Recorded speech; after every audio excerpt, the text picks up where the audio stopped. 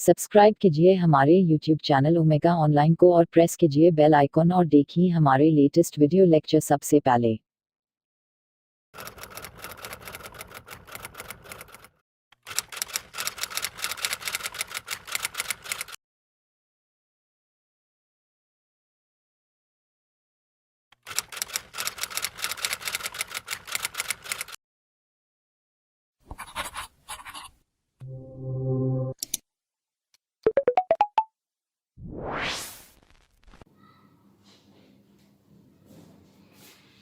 Hello student, क्या हाल चाल है भाई।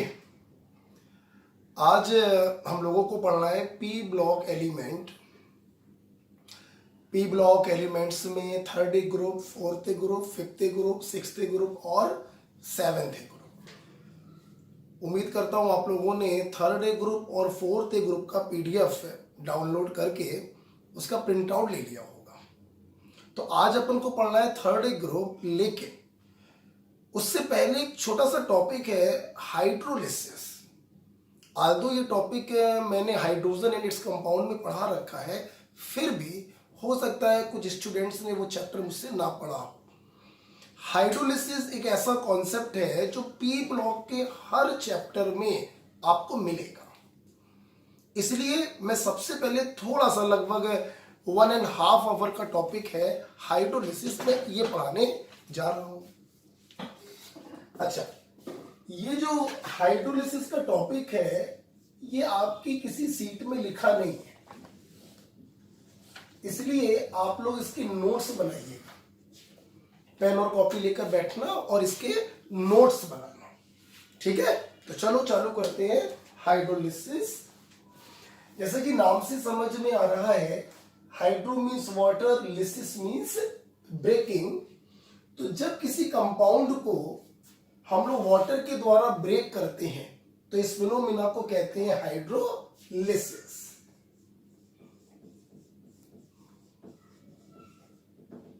Breaking of a molecule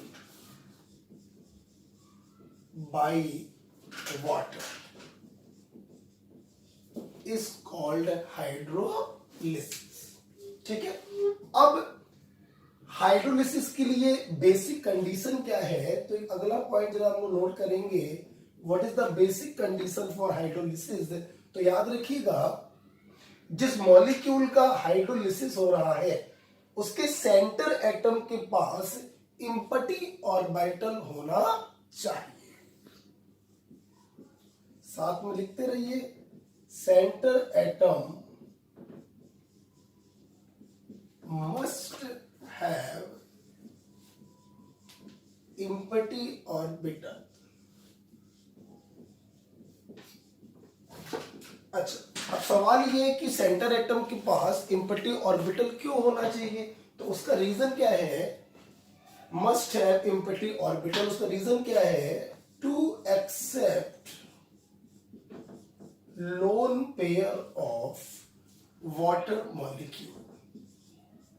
water के पास जो लोन पेयर है, ऑक्सीजन के पास 2 लोन पेयर, इस लोन पेयर को एक्सेप्ट करने के लिए सेंटर एटम के पास इम्पटी ऑर्बिटल होना चाहिए। चाहे वो इम्पटी पी ऑर्बिटल हो, चाहे वो इम्पटी डी ऑर्बिटल हो। जैसे फॉर एग्जांपल अगर मैं बात करूं BCl3 और मैं आपसे पूछूं क्या इसका हाइड्रोलिसिस होगा, तो आप देखिए जरा, बोरॉन सेकेंड पीरियड का है, मतलब इसके पास 2s है और 2p है, 2d तो होगा नहीं, ठीक है। s ऑर्बिटल तो एक होता है और p ऑर्बिटल कितने होते हैं, 3, that is 2px, 2py, 2pz। आप जो ध्यान से देखो, यहां पर बोरॉन का हाइब्रिडाइजेशन क्या है, 3 सिग्मा बॉन्ड बनाए हैं, sp2 है, तो ये तीनों तो चले गए हाइब्रिडाइजेशन में, तो एक p ऑर्बिटल खाली पड़ा है कि नहीं पड़ा है, पड़ा है, इसलिए इसका हाइड्रोलिसिस होगा, यस, ठीक है। जैसे मान लीजिए मैंने आपको दिया ये CCl4 CCl4। मैंने पूछा क्या इसका हाइड्रोलिसिस होगा? सेंटर एटम क्या है? कार्बन। सेकेंड पीरियड का है, 2s होगा, 2p होगा, 2d तो होगा नहीं। अब यहां पर इसका हाइब्रिडाइजेशन क्या है? 1 2 3 4, 4 सिग्मा बनाए हैं, sp3 है। इसका मतलब इस कार्बन ने अपने तीनों पी का इस्तेमाल कर लिया, तो कोई भी पी खाली नहीं बचा है। जब कोई भी पी खाली नहीं बचा है तो इसका हाइड्रोलिसिस नहीं होगा, राइट। अब मान लीजिए मैं आपको दे दूं NCl3,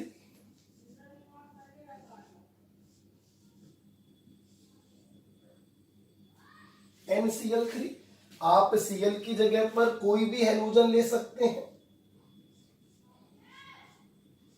मैंने आपसे पूछा बताओ भाई क्या इसका हाइड्रोलिसिस होगा? तो ध्यान से देखो, ये सेंटर एटम है, नाइट्रोजन सेकेंड पीरियड का है, 2s होगा और 2p होगा।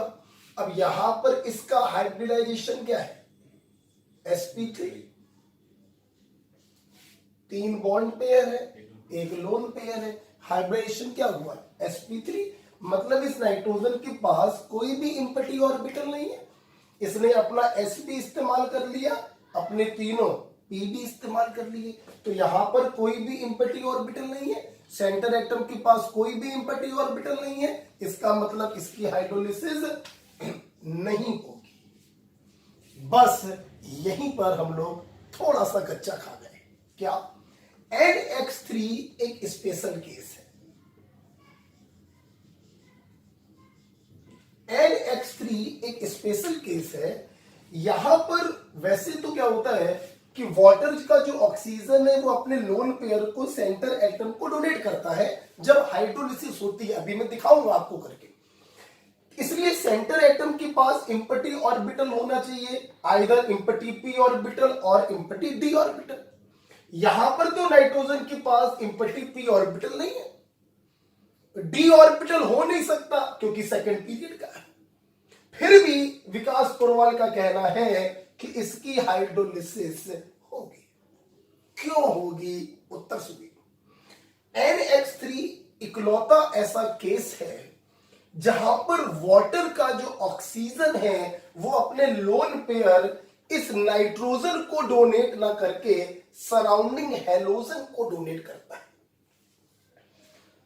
सवाल यह है कि सराउंडिंग हैलोजन को डोनेट क्यों करता है? तो उसका रीजन देखिए क्या है कि नाइट्रोजन का इलेक्ट्रोनेगेटिविटी ज्यादा, तो नाइट्रोजन इलेक्ट्रॉन घसीटेगा तो पार्शियल नेगेटिव आएगा और हैलोजनों पे क्या आएगा? पार्शियल पॉजिटिव आएगा। तो आप बताइए लोन पेयर एक्सेप्ट कौन करेगा? नेगेटिव वाला एटम या पॉजिटिव वाला एटम? पॉजिटिव वाला एटम। मतलब वाटर जब NX3 का हाइड्रोलिसिस करने आएगा तो वो अपने लोन पेयर नाइट्रोजन को डोनेट नहीं करेगा, उसको नाइट्रोजन से कोई लेना देना नहीं है, वो अपने लोन पेयर डोनेट करेगा हैलोजन को, और हैलोजन के पास d ऑर्बिटल होता है, इसलिए इसकी हाइड्रोलिसिस होगी। तो ध्यान रखना, here water donates its lone pair to surrounding halogen।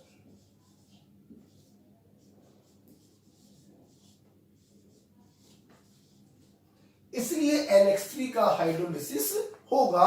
लेकिन यहां पर ध्यान रखिएगा कि X never equal to fluorine. Fluorine नहीं हो सकता। मैं उम्मीद करता हूं रीजन आप समझ गए होंगे कि फ्लोरीन क्यों नहीं हो सकता। यस, क्योंकि फ्लोरीन अगर यहां पे लगाओगे तो फ्लोरीन का इलेक्ट्रोनेगेटिविटी ज्यादा है, तो पॉजिटिव चार्ज आएगा नाइट्रोजन पर, लोन पेयर डोनेट करने पड़ेंगे नाइट्रोजन को, जो लोन पेयर को एक्सेप्ट कर नहीं पाएगा। इसलिए NF3 की हाइड्रोलिसिस नहीं होगी, NCl3 की होगी, NBr3 की होगी, Ni3 की होगी, लेकिन NF3 की हाइड्रोलिसिस नहीं होगी। अच्छा, तो ये तो बेटा जो है सेकेंड पीरियड के हमने एलिमेंट ले लिए। देखो बेटा, सेकेंड पीरियड में ही थोड़ा सा सोचना पड़ता है कि इम्पटी ऑर्बिटल होगा कि नहीं होगा। तो ये सेकंड पीरियड के नीचे वाले जितने भी होंगे उन सबके पास एम्पटी डी ऑर्बिटल होगा ही होगा। तो वहां पर सोचने की कोई जरूरत नहीं, अगर सेंटर एटम थर्ड पीरियड का है तो हाइड्रोलिसिस होगी ही होगी।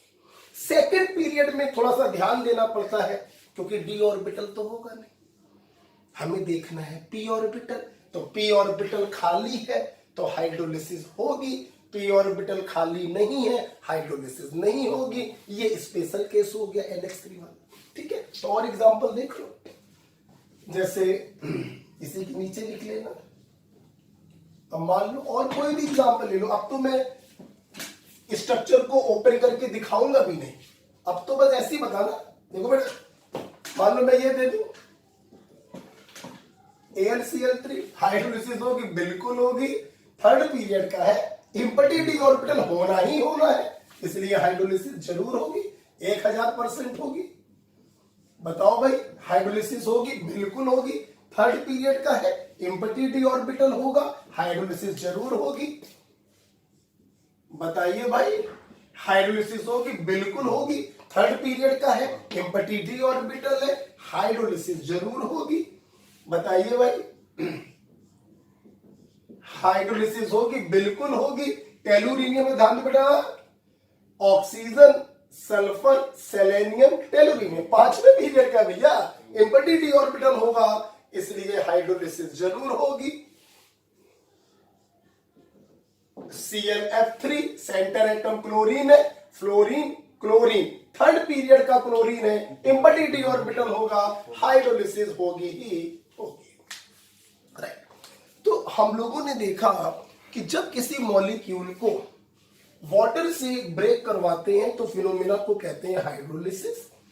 हाइड्रोलिसिस में सेंटर एटम के पास एम्पटी ऑर्बिटल होना चाहिए, either in the form of empty p orbital और in the form of empty d orbital. तो थर्ड और उसके हायर पीरियड में तो कोई प्रॉब्लम नहीं होती, हाइड्रोलिसिस जरूर होगा। सेकेंड पीरियड में ध्यान रखिएगा, कार्बन के टेट्राहेलाइड का हाइड्रोलिसिस नहीं होगा क्योंकि एम्पटी p ऑर्बिटल नहीं है, और नाइट्रोजन के ट्राइहेलाइड का होगा क्योंकि लोन पेयर नाइट्रोजन को डोनेट नहीं होते हैं, हैलोजन को डोनेट होते हैं। ठीक है, आइए अब हम लोग एक दो एग्जांपल लेकर इसको डील करते हैं। ठीक है, पॉज करके लिख लेना। ओके,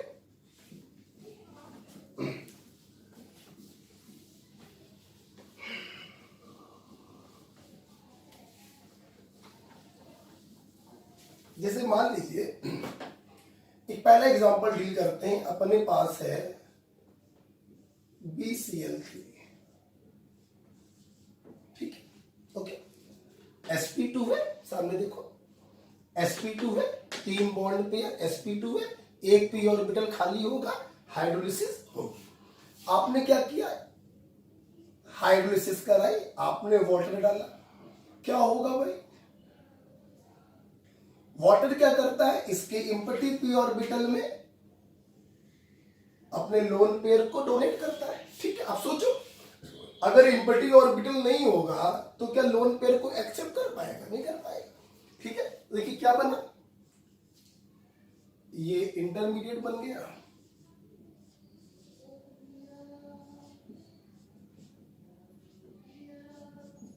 ये क्या बन गया, इंटरमीडिएट बन गया। और ये देखो बेटा, इस प्रकार से HCl अलग हो गया।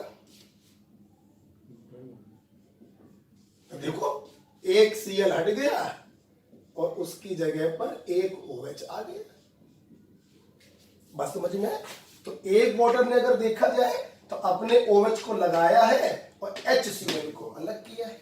राइट, 2 क्लोरीन और बचे हुए हैं, तो 2 वाटर फिर से अटैक करेंगे, 2 HCl अलग हो जाएगा और दोनों Cl के स्थान पर 2 OH आ जाएंगे, तो ये बन जाएगा BOH का होल थ्राइस। ठीक है, अब मेरी बात सुनो, मेरी बात सुनो। आप लोगों ने पीरियोडिक टेबल में मुझसे पढ़ा कि boron is a non metal, और नॉन मेटल के ऑक्साइड और हाइड्रो ऑक्साइड एसिडिक होते हैं। क्या होते हैं, एसिडिक। तो तो ये नॉन मेटल का हाइड्रोक्साइड है, ये एसिडिक होगा, और अगर ये एसिडिक होगा तो आप इसको ओपन करके लिख सकते हो H3BO3, नाम है बोरिक एसिड। ठीक है, तो नॉन मेटल का हाइड्रोक्साइड बेटा ये बेसिक नहीं होगा, एसिडिक होगा, और अगर ये एसिडिक है तो आप इसको ओपन करके लिख सकते हो। ठीक है, जैसे मान लीजिए मैं आपको एग्जांपल ये दे दूं, थोड़ा सा छोटा छोटा मैं लिखूंगा क्योंकि मुझे वहां पे खत्म करना है। SiCl4, पहले ये बताओ हाइड्रोलिसिस होगी कि नहीं होगी? होगी। सिलिकॉन थर्ड पीरियड का एम्प्टी डी ऑर्बिटल होगा, राइट? तो सबसे पहले क्या हुआ, वाटर ने अपने लोन पेयर क्या करे होंगे बताओ, डोनेट करे होंगे इसके एम्प्टी डी ऑर्बिटल में, है ना? 1 2 3 4 5,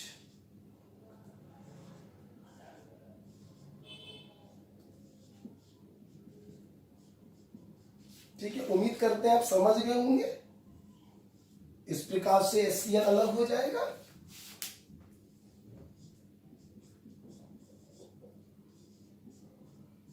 SiOH, Cl, Cl, Cl। आगे की कहानी समझ में आ गई होगी, ये आप लोगों ने लिख लिया होगा, है ना? अच्छा, इसको मैं रब कर दे रहा हूं। ठीक, अब उम्मीद करते हैं 3 Cl और बाकी है, 3 वाटर फर्दर अटैक करेंगे,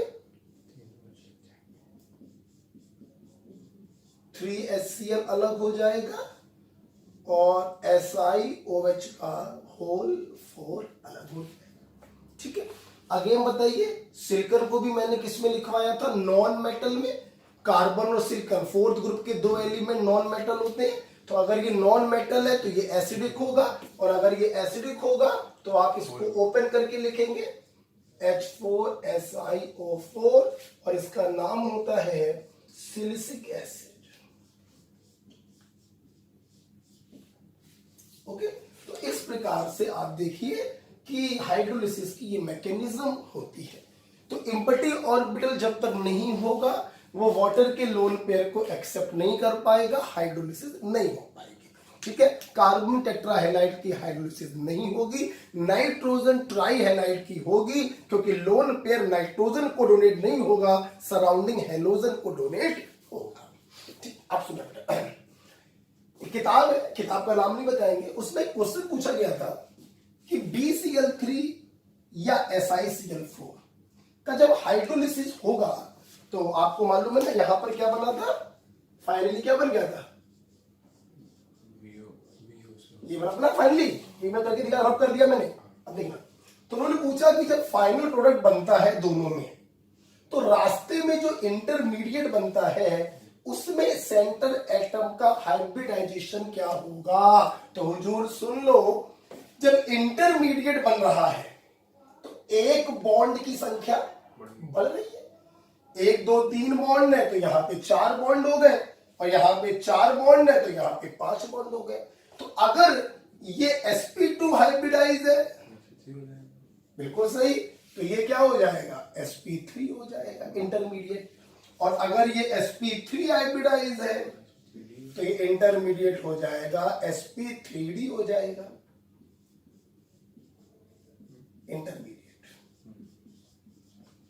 तो इंटरमीडिएट का जो हाइब्रिडाइजेशन होता है वो एक कदम बढ़ा दिया करो। रिएक्टेंट अगर sp2 है तो इंटरमीडिएट हो गया sp3, रिएक्टेंट अगर sp3 है तो इंटरमीडिएट हो गया sp3d, राइट? अगर आपको ये समझ में आया है, मैं इसको रब करने जा रहा हूं।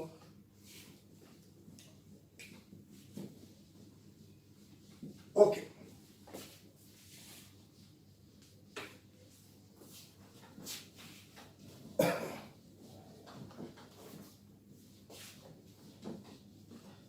तो ये देखो, मैंने आपको एक सिस्टमैटिक तरीके से बताया कि हाइड्रोलिसिस का मतलब क्या होता है। अब एग्जाम में तो आप ऐसे नहीं करोगे, है ना, काफी समय चला जाएगा। तो यहां पे फॉरवर्ड ट्रिक सुनो,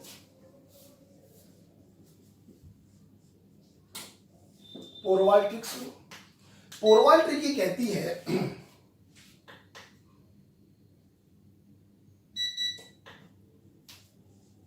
पॉजिटिव चार्ज एटम, बेटा पॉजिटिव चार्ज एटम ही तो वाटर के लोन पेयर एक्सेप्ट कर रहा था। तो पॉजिटिव चार्ज एटम का ऑक्सीडेशन नंबर जो हो उसी ऑक्सीडेशन नंबर का oxy acid oblique hydra oxide बना दो।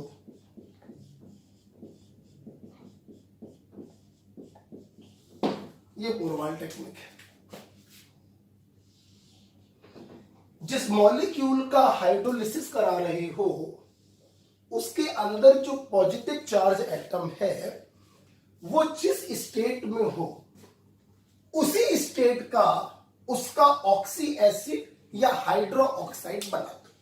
अब आप सोच रहे होंगे ऑक्सी एसिड कब बनाना है और हाइड्रो ऑक्साइड कब बनाना है। तो हुजूर जैसा कि आप जानते हैं कि ऑक्सी एसिड बनेगा नॉन मेटल का, पॉजिटिव चार्ज एलिमेंट अगर नॉन मेटल है तो उसी स्टेट का आप ऑक्सी एसिड बनाएंगे, और पॉजिटिव चार्ज एलिमेंट अगर मेटल है तो उसी स्टेट का आप हाइड्रा ऑक्साइड बनाएंगे। नॉन मेटल बोले तो एसिडिक, इसीलिए मैंने बनाया है ऑक्सी एसिड उसका, और मेटल बोले तो बेसिक, इसीलिए मैंने उसका बनाया है हाइड्रा ऑक्साइड। ओके, ठीक है। अगर किसी स्टूडेंट को ये याद नहीं है कि नॉन मेटल कौन कौन से होते हैं तो पीरियोडिक टेबल जाकर पढ़िए। हम थोड़ा सा हिंट दे रहे हैं आपको। नॉन मेटल पी ब्लॉक में होते हैं क्योंकि S block, D block, F block पूरा मेटेलिक है। पी ब्लॉक में नॉन मेटल है। विकास पुरवाल की ट्रिक अगर आपको याद हो तो ट्रिक मैंने बताई थी A square B C D, trick याद है बताई थी A square B C D. Third group A B C D में ए फर्स्ट पोजीशन पर है, बी की पोजीशन सेकंड है, सी की पोजीशन थर्ड है और डी की पोजीशन फोर्थ है। तो थर्ड ए का एक element that is non metal, fourth A का एक एलिमेंट नॉन मेटल, ठीक है। और A square B C D fifth में नाइट्रोजन और फास्फोरस, सिक्स्थ में ऑक्सीजन, सल्फर, सेलेनियम, और सेवेंथ में फ्लोरीन, क्लोरीन, ब्रोमीन और आयोडीन। ठीक है, देखिए यहां पे कुछ कंट्रोवर्सी रहती है। सिलिकॉन भी कुछ लोग नॉन मेटल में लिखवाते हैं, लेकिन आप एनसीईआरटी खोलकर देखेंगे ये जो भी मैंने लिखवाया है फ्रॉम एनसीईआरटी लिखवाया है। एनसीईआरटी के पीरियोडिक टेबल वाले चैप्टर में जब आप पीरियोडिक टेबल को देखेंगे तो उन्होंने इस प्रकार से नॉन मेटल को डिस्कस किया हुआ है। ठीक है, तो ए स्क्वायर बी सी डी ये आपके नॉन मेटल है। तो अगर इन पर पॉजिटिव चार्ज है तो आप इनका ऑक्सी एसिड बना देंगे, और मेटल पे पॉजिटिव चार्ज हो तो आप उसका हाइड्रो ऑक्साइड बना देंगे। ठीक है, अब देखिए फटाफट काम होगा, कोई प्रॉब्लम नहीं है। कैसा भी क्वेश्चन आ जाए आप बड़े आराम से बना लेंगे। जैसे देखिए बेटा, मैंने आपको दिया AlCl3 हाइड्रोलिसिस कराता है। ठीक है, आप जैसे देखिए बेटा ये +3 चार्ज होगा, ये -1 है। ठीक है, तो पॉजिटिव चार्ज मेटल है, तो मेटल अगर है तो उसी स्टेट का हाइड्रो ऑक्साइड बनेगा AlOH का होल थ्राइस, और जो रिमेनिंग एलिमेंट होता है वो अपने हाइड्राइड के रूप में अलग हो जाता है। राइट बेटा, जैसे मान लीजिए मैं आपको दे दूं CCl4 का तो होगा नहीं, ये दे दो, SiCl4 दे दो। हाइड्रोलिसिस कराया मैंने, यहाँ 3 वाटर होगा, तो आप देख सकते हैं ये +4 स्टेट है, ये -1 स्टेट है, तो सिलिकॉन Si। अब देखिए बेटा, सिलिकॉन जो होता है आल्दो ये मेटेलोइड में है, मैंने पीरियोडिक टेबल में लिखवा रखा है, लेकिन इसके अंदर नॉन मेटेलिक नेचर अधिक होने के कारण इसके ऑक्साइड और हाइड्रो ऑक्साइड प्योरली एसिडिक होते हैं। तो मतलब आप इसका एसिडिक बनाएंगे, और एसिडिक का मतलब क्या है, ऑक्सी एसिड, तो +4 स्टेट का ऑक्सी एसिड बनाएंगे H4SiO4, नाम है सिलिसिक एसिड, ठीक है। और सराउंडिंग एटम जो है वो अपने हाइड्राइड के रूप में अलग हो जाएगा 4HCl, ठीक है। जितने सराउंडिंग हैलोजन होते हैं उतने ही वाटर का यूज होता है।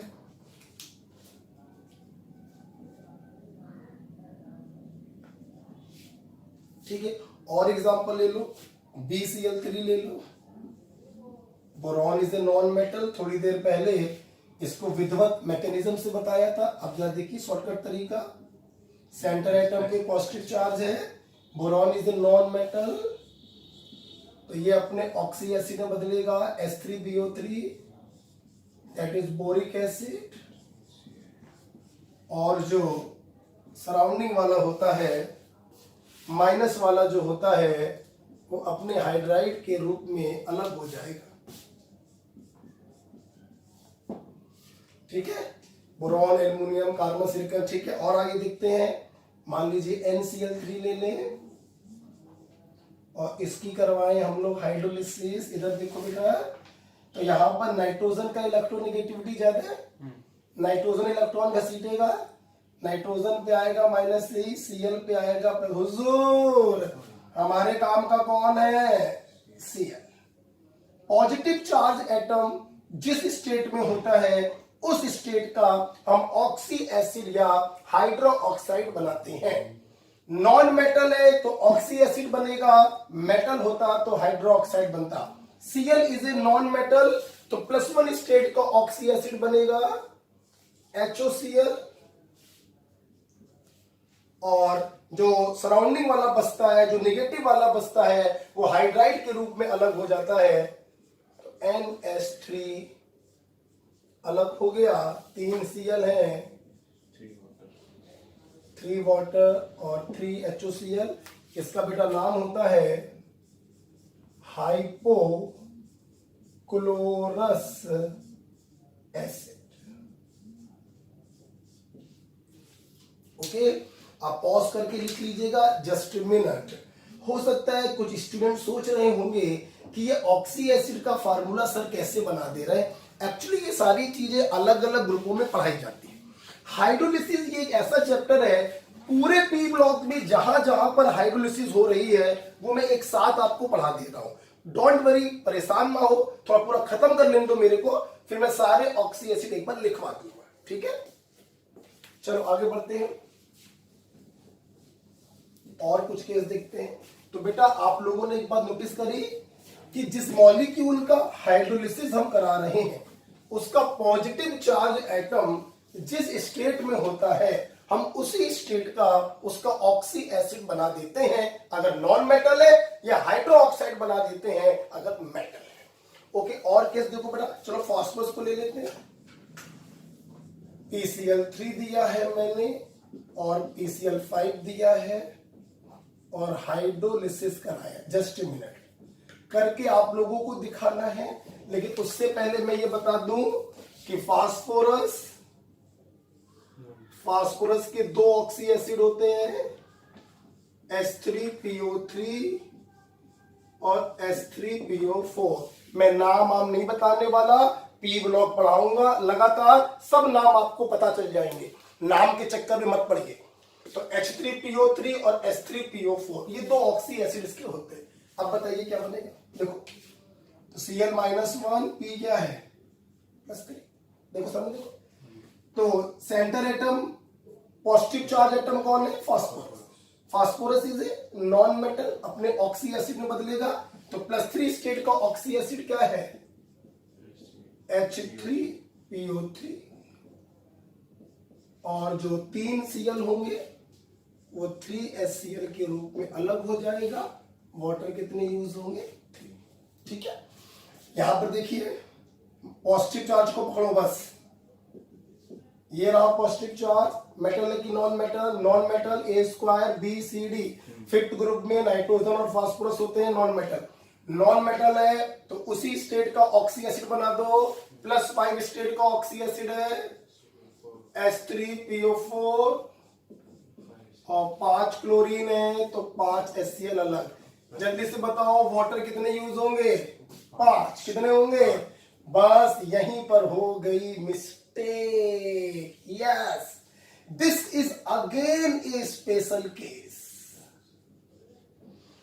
जहां पर देखिए जितने भी एग्जांपल आप लोगों ने अभी तक देखे हैं, जितने सराउंडिंग हैलोजन होते हैं उतने ही वाटर का इस्तेमाल होता है। PCl5 इकलौता ऐसा केस है जहां पर एक कम 4 वाटर का इस्तेमाल होता है। आप जरा इसको याद रखेंगे। ऐसा क्यों होता है मैं आपको बताना चाहूंगा। एक्चुअली एक वाटर एक Cl को ही अलग करता है। देखिए PCl5 के केस में क्या होता है, पहला वाटर एक Cl को अलग ना करके 2 Cl को अलग करता है। मैं आपको दिखाना चाहूंगा, मैं आपको थोड़ा दिखाना चाहूंगा।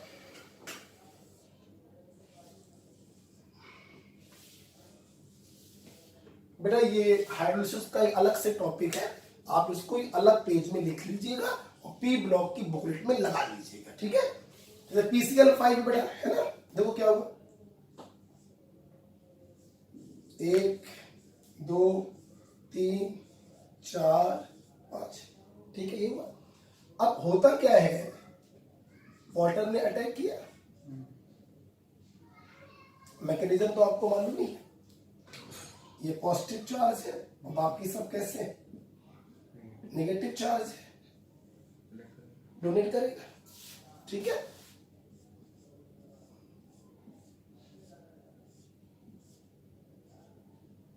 ये देखिए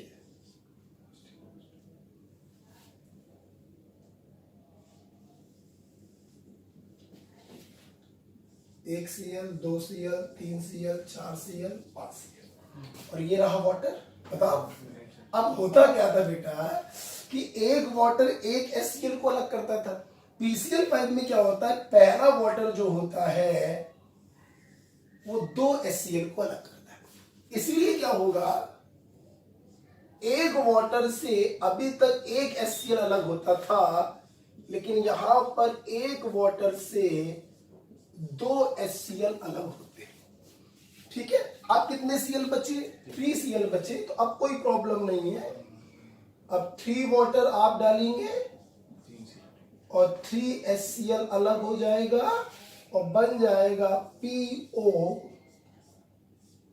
OH यहां पे जाएगा, Cl को माइनस मिलेगा, OH का होल थ्राइस, जो कि फास्फोरस एक नॉन मेटल है, खोल के लिखेंगे H3PO4। देखिए हमारी ट्रिक से बन गया डायरेक्ट।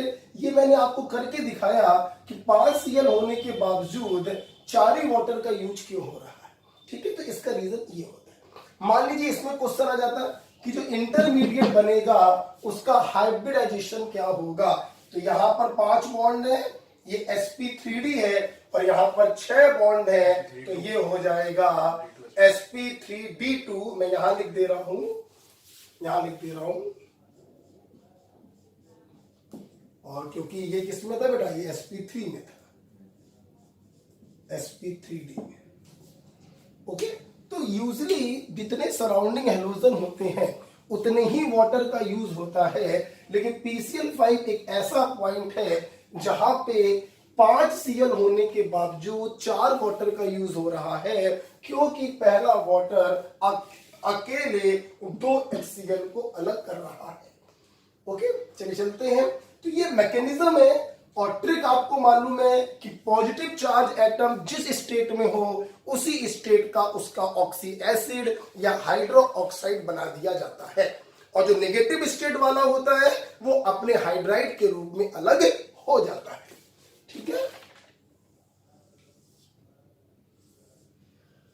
आगे बढ़ रहे हैं हम लोग। ठीक है, आप अपना पॉज करके इसको लिख लीजिएगा। एक पॉइंट भी देखो बेटा याद नहीं करना है, बस एक बार मेरे से पढ़ने के बाद आपको प्रैक्टिस करना है।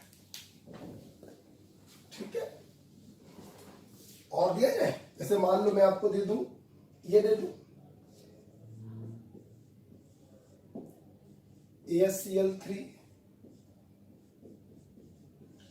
हाइड्रोलिसिस कराइए, ये माइनस में है, ये +3 में है, ये पॉजिटिव वाला है आर्सेनिक के ये मेटलवाइड में आता है। नॉन मेटल और मेटलवाइड का अपन लोग ऑक्सी एसिड बना देते हैं, तो +3 स्टेट का ऑक्सी एसिड बनाना है। जैसे फास्फोरस का +3 में होता है H3PO3 फास्फोरस एसिड, वैसे आर्सेनिक का हो जाता है H3AsO3, क्योंकि फास्फोरस और आर्सेनिक एक ही ग्रुप के होते हैं। ये फास्फोरस एसिड है, ये आर्सेनस एसिड है। नाम के ऊपर मत जाइए, वो सब अपने आप पता चल जाएगा। 3 वाटर तो 3 HCl यहां पर अलग होंगे, राइट। मान लीजिए मैं आपको दे दूं HCl4।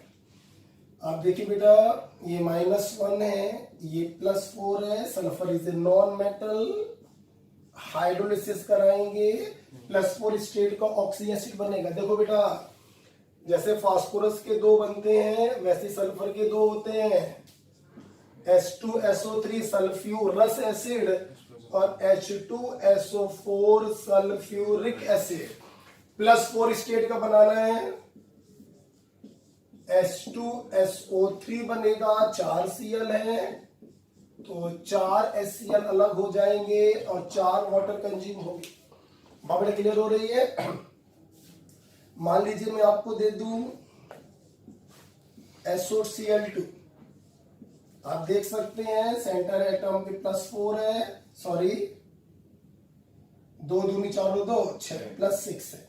तो पॉजिटिव चार्ज इसके ऊपर है, वो नॉन मेटल है या मेटलवाइड हो तो ऑक्सी एसिड में बदलते हैं। तो हम लोग इसको बदलेंगे, इसके ऑक्सी एसिड में +6 का क्या होता है H2SO4 और 2 Cl है, तो 2 HCl अलग हो जाएंगे और यूज होंगे 2 वाटर।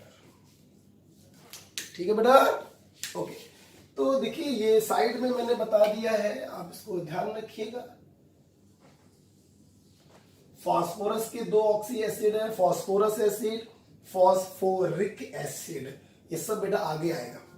सल्फर के भी 2 है, सल्फ्यूरस एसिड और सल्फ्यूरिक एसिड, राइट। और आगे चलते हैं हम लोग। तो आज हाइड्रोलिसिस में पढ़ा रहा हूं breaking of a molecule with the help of water.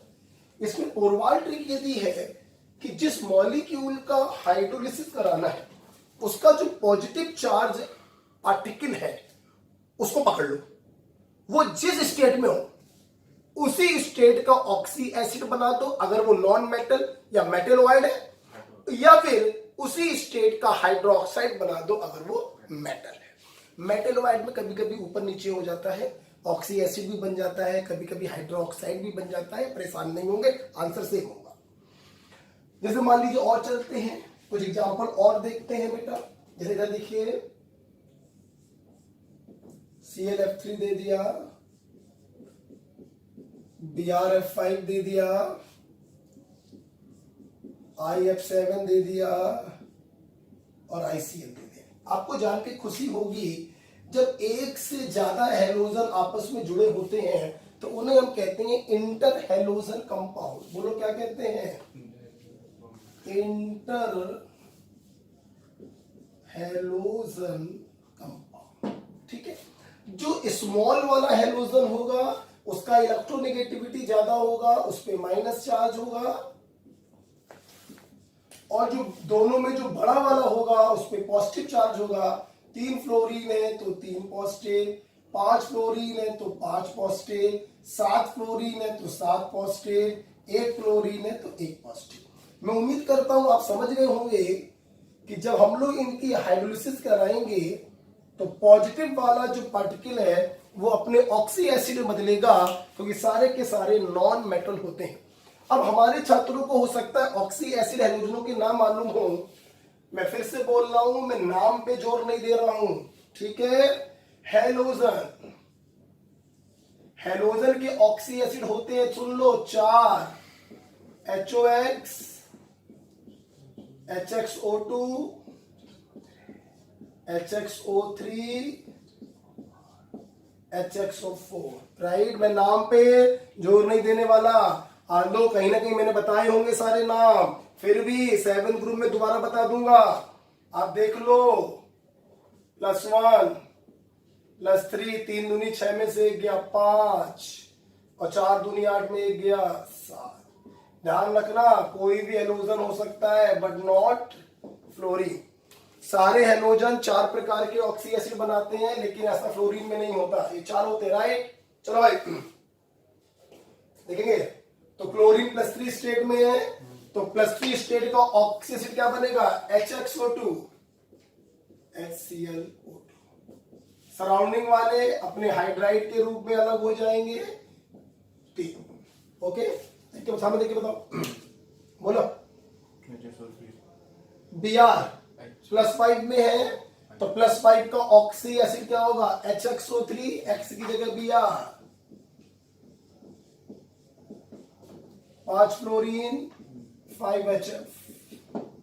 बताइए, आयोडीन +7 स्टेट में है, तो +7 में क्या बनेगा, HiO4 और 7 HF अलग हो गया, राइट। I +1 स्टेट में है, तो +1 क्या बनेगा, HOI, और Cl- जो है वो HCl के रूप में अलग।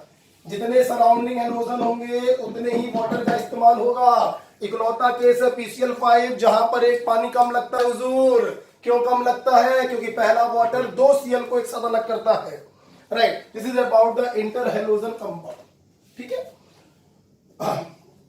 पॉज करके इसको आगे लिख लीजिएगा।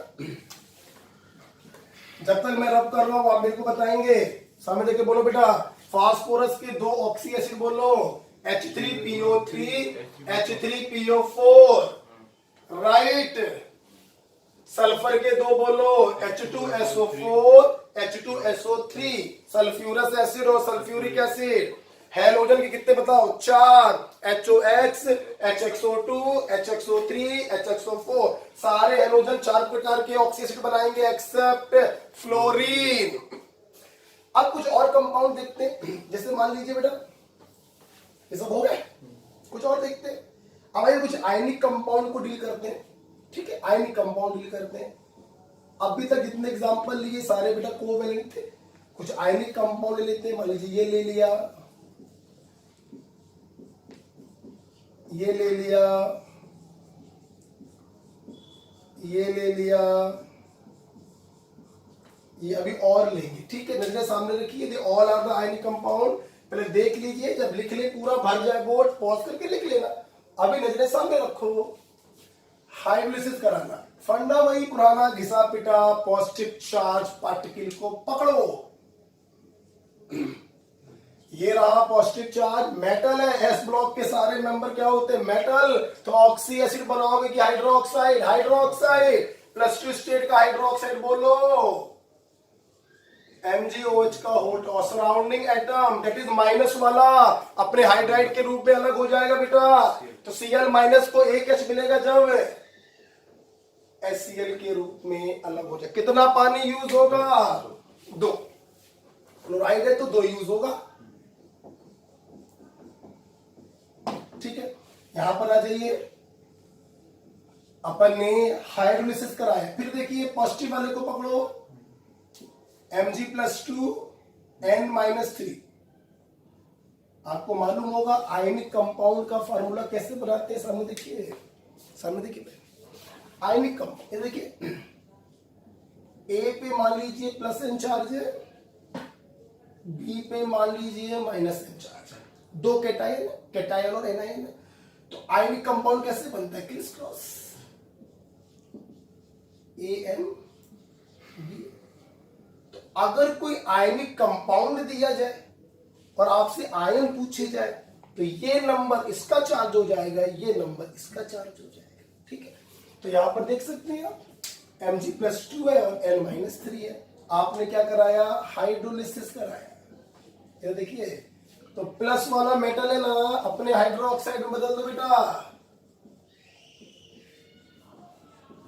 राइट। और जो माइनस वाला होगा वो अपने हाइड्राइड में बदलेगा। कितना माइनस है, 3, तो 3 H दिए जाएंगे, और जब 3 H आप इसको दोगे तो अमोनिया गैस के रूप में अलग हो जाएगा। ठीक है। अब यहां पर देखिए, आप ये नहीं बोल सकते हैं कि 2 नाइट्रोजन है तो 2 वाटर होंगे, ऐसा नहीं बोला जाएगा।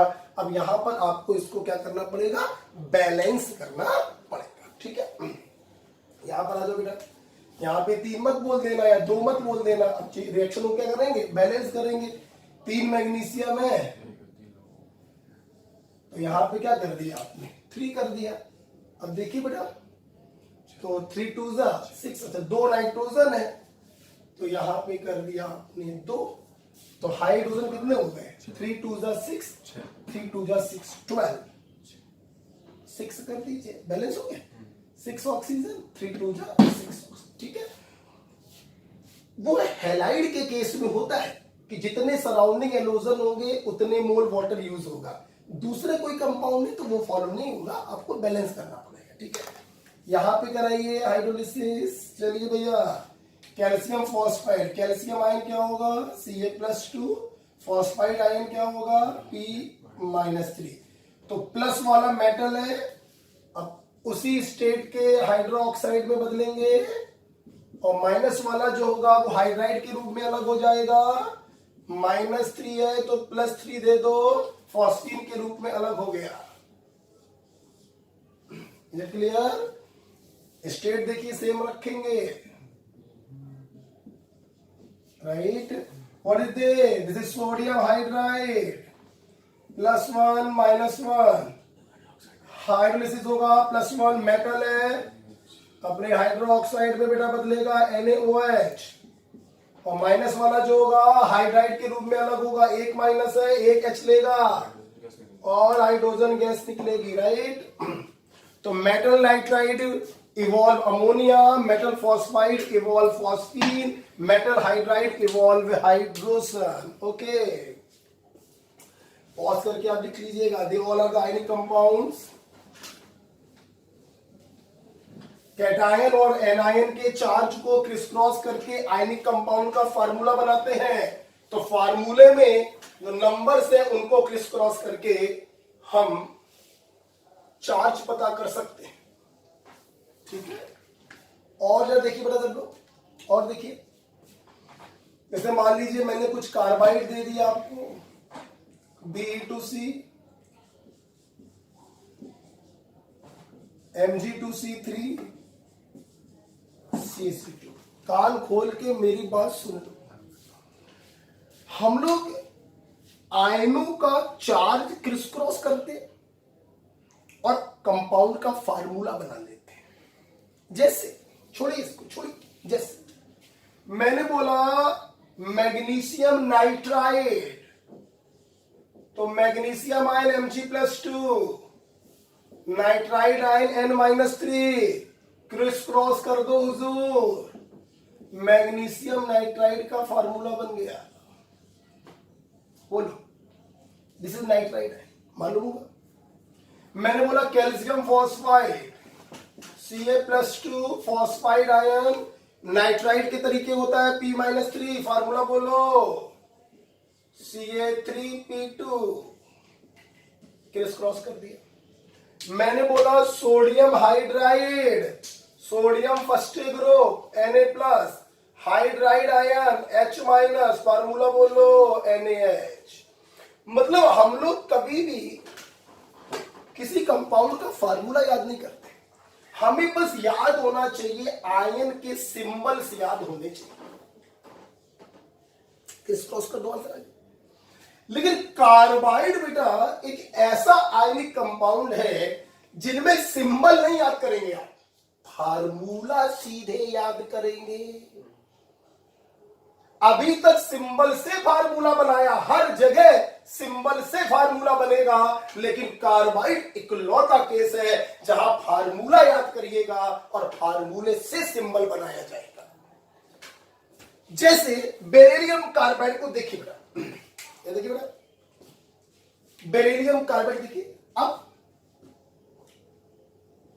देखिए बेटा, बेरिलियम सेकेंड ग्रुप का होता है, चार्ज कितना है, +2। न्यूट्रल कंपाउंड में जितना पॉजिटिव होगा उतना ही नेगेटिव होगा, तो 2 दूनी 4 माइनस। कभी कभी बच्चे हमसे कहते हैं सर यहां पर आप कंपाउंड न्यूट्रल होता है ऐसे करने लगते हैं, और इससे पहले आप कह रहे थे कि नंबर को क्रिस क्रॉस कर दो तो चार्ज पता चल जाता है। अब खुद सोचो बेटा, क्या बेरिलियम पे +1 हो सकता है? नहीं हो सकता है ना। तो क्या इसको सिंपल तुम क्रिस क्रॉस कर दो तो बेरिलियम पे +1 आया और कार्बन पे -2 आया, क्या ऐसा कुछ हो सकता है? नहीं हो सकता है। तो जब क्रिस क्रॉस करके काम ना चल पाए तो compound is electrically neutral, total positive charge बराबर टोटल नेगेटिव चार्ज, ऐसे सोचा करो। सोचने के तरीके बहुत हो सकते हैं भाई, किसी चीज को सोचने के तरीके बहुत हो सकते हैं। फिर देखिएगा, जैसे यहां पे नंबर को क्रिस क्रॉस करने पर हमें सही चीज पता चल रही है, Ca+2 P-3, हाँ सही है। लेकिन यहां पे क्रिस क्रॉस करने पर क्या सही चीज पता चल रही है? नहीं। क्या बेरिलियम पे +1 पॉसिबल है? नहीं, सेकेंड ग्रुप का है, +2 स्टेट होगा, इसलिए हम टोटल पॉजिटिव बराबर टोटल नेगेटिव से कर देंगे। 2 दूनी 4 तो -4 इस पर होगा, राइट। याद देखिए, सेकेंड ग्रुप का +2, 2 दूनी 4 तो C3 -4, राइट। कैल्शियम +2, एक ही कैल्शियम है तो टोटल पॉजिटिव चार्ज हुआ +2, टोटल नेगेटिव चार्ज भी क्या हो हाइड्रोलिसिस। मैं क्यों बताऊं भैया, पॉजिटिव वाले को पकड़ो, नॉन मेटल है तो ऑक्सी एसिड में बदल दो, और मेटल है तो हाइड्रोक्साइड में बदल दो। मेटल है तीनों के तीनों, अपने हाइड्रोक्साइड में बदलेंगे। जगह मेरे पास नहीं है, मैं इसको रब कर रहा हूं, आप लिख लीजिएगा पॉज करके। आइए चले भाई, और जो नेगेटिव वाला होगा वो हाइड्राइड के रूप में अलग होगा, -4 है तो 4H+ लेगा, मीथेन गैस के रूप में अलग हो गया। ठीक है, यहां पे देखिए मैग्नीशियम मेटल है, अपने हाइड्रोक्साइड में बदलेगा, सेम ऑक्सीडेशन स्टेट, 3 कार्बन पे -4 है तो 4H+ लेगा, C3H4, और मेरे बच्चे जानते हैं C3H4 एक्चुअली प्रोपाइन होता है, प्रोपाइन। कैल्शियम बदलेगा अपने हाइड्रोक्साइड में क्योंकि मेटल है, सेम ऑक्सीडेशन स्टेट का, और माइनस वाला जो होगा अपने हाइड्राइड के रूप में अलग होगा, 2 कार्बन पे 2 नेगेटिव है तो 2H+ लेगा और बनाएगा एसिटिलीन। ओके, तो बहुत ही सिंपल होता है बेटा हाइड्रोलिसिस। बस अपन को एक चीज याद करनी होती है, सबसे पहले मैंने मैकेनिज्म बताया कि सेंटर एटम के पास एम्प्टी ऑर्बिटल होना चाहिए, either in the form of p और in the form of d। हम लोगों ने उसके बाद देखा कि ऐसा क्यों होता है, क्योंकि वाटर के लोन पेयर को एक्सेप्ट तभी कर पाएगा जब एम्प्टी ऑर्बिटल होगा। हमने मैकेनिज्म से भी आपको बताया, उसके बाद मैंने ट्रिक बताई आपको कि पॉजिटिव चार्ज पार्टिकल जिस स्टेट में हो उसी स्टेट का ऑक्सी एसिड बना दो या हाइड्रो ऑक्साइड बना दो। नॉन मेटल है तो ऑक्सी एसिड बना दो, और मेटल है तो हाइड्रो ऑक्साइड बना दो, और जो निगेटिव वाला बचेगा, जो सराउंडिंग वाला बचेगा, वो H+ को लेकर अपने हाइड्राइड के रूप में अलग हो जाएगा। यहां पर मैं अपने छात्रों को कुछ और बताना चाहूंगा। C-4 ने 4H+ लिया और मीथेन बनाया, इसीलिए C-4 को कहते हैं मीथेनाइड आयन।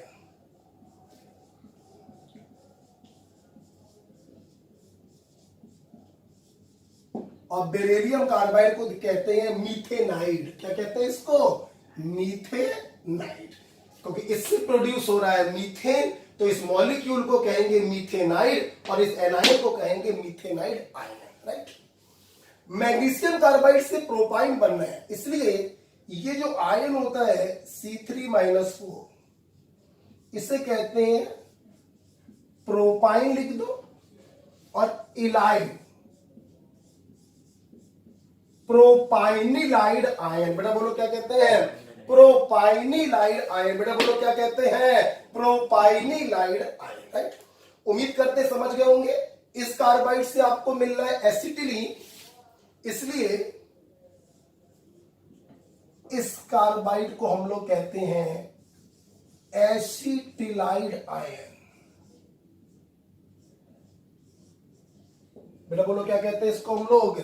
Acetylide ion. ठीक है, तो आप इसको पॉज करके लिख लेंगे।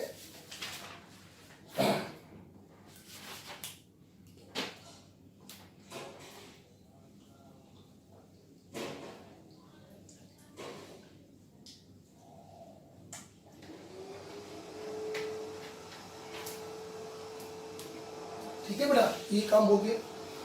अगला बेटा पॉइंट देखेंगे। आज हम लोगों ने छोटा सा नया टॉपिक चालू किया पी ब्लॉक पढ़ने से पहले, that is hydrolysis.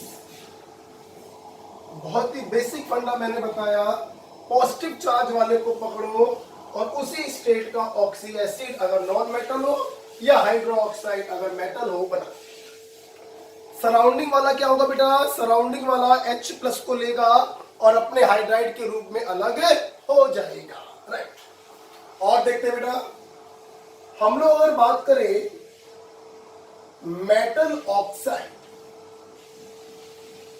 Metal oxide का हम लोग कराएंगे हाइड्रोलिसिस। राइट, सुनो बेटा, चूंकि मेटल का नेचर होता है बेसिक, तो मेटल ऑक्साइड भी क्या होगा? बेसिक, इसलिए ये बदल जाते हैं अपने मेटल हाइड्रोक्साइड में। मैं पहले भी बता चुका हूं, हाइड्रोक्साइड मेटल होगा तो हाइड्रोक्साइड बनाएंगे, नॉन मेटल होगा तो ऑक्सी एसिड बनाएंगे। मैं पहले बोल चुका हूं। राइट, एग्जांपल देखिए बेटा, मैंने आपको बोला Na2O, CaO, ZnO, Al2O3। ठीक है, मैंने कहा भैया हाइड्रोलिसिस करा दो, वाटर से रिएक्शन करा दो हुजूर, they all are metal having positive charge. तो जिस स्टेट में हो उसी स्टेट का हाइड्रोक्साइड बनाएंगे, +1 स्टेट का हाइड्रोक्साइड, +2 स्टेट का हाइड्रोक्साइड, +2 स्टेट का हाइड्रोक्साइड और +3 स्टेट का हाइड्रोक्साइड। देखिए बेटा, यहां पर कोई साइड प्रोडक्ट नहीं बनेगा। क्यों नहीं बनेगा? इससे पहले आप जितने भी केस पढ़ रहे थे दे ऑल आर सॉल्ट। तो सॉल्ट होने के कारण वहां पे 2 प्रोडक्ट बन रहे थे, प्लस वाले से बन रहा था कुछ और माइनस वाले से बन रहा था कुछ। ये ऑक्साइड है, ऑक्साइड जो होते हैं वो सिंगल प्रोडक्ट बनाएंगे, मेटल ऑक्साइड तो मेटल हाइड्रोक्साइड। राइट, बैलेंस करना है, आप कुछ भी बैलेंस कर लीजिए। एक एग्जांपल दिखा दे रहे हैं, बाकी आप खुद ही कर लेंगे। 2 सोडियम है, आपने यहाँ पे 2 किया, ठीक है, बैलेंस हो गई।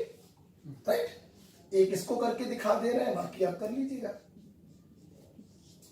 एक कैल्शियम, एक 2 बैलेंस हो गई, कुछ करने की जरूरत ही नहीं पड़ती। ठीक है, तो मेटल ऑक्साइड का केस हो गया।